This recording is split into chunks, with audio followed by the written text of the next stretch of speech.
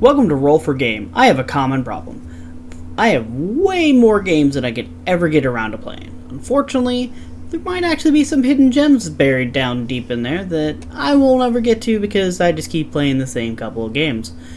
I decided to change things. I'm going to let fate decide what I play. I'll let the rules decide the game and I'll play whatever comes up. After 2 hours, I'll rate the game to see if it's good enough to go into my normal rotation. I'll rate each game in 5 categories with a possible score of 5 points in each. Now let's get to it and figure out what game I'll be playing today. Today's roll is using a unique set of dice. They're termed Xochi dice, I think, and are used mainly in Dungeon Crawl Classics. Besides the normal D4, D6, D8, D10, D12, D20, and percentile, it actually also includes a D3, a D5, a D7, a D14, a D16, a D24, and a D30. This set that I have didn't actually come with a D14, but it did come with a D60 and a D100. These are actually useful for determining things like day of the week, month, how many minutes, etc. And hopefully it'll help here with our rolls.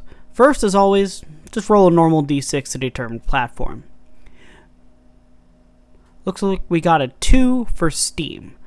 Now there are a total of 429 games in my Steam library. Too many to do normally. That's where these new dice come in. First, I'll actually roll a D30 to determine the letter. And I'll re-roll anything above a 27.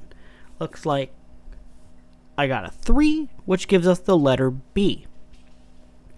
Now, since there are 36 total games in letter B, I'll roll a D30 along with the D7, and I'll just subtract 1. Looks like I got a 25 and a 7. That gives us 32. Subtract 1, and we get a final total of 31. The 31st game that starts with B is Breaker Initiating. Let's check it out. And now for my ranking of Breaker Initiating. This is going to be short and sweet. As a reminder, 5 categories are settings, controls, story, gameplay, and finally, enjoyment. For settings, 1 out of 5. There's standard resolution and brightness, nothing else. Controls, 1 out of 5. Almost nothing in the way of controls, and they weren't even responsive. Story, 0 out of 5. No clue what the story was. I couldn't really get anywhere. What it could be might be fun. I don't know. Gameplay, 0 out of 5.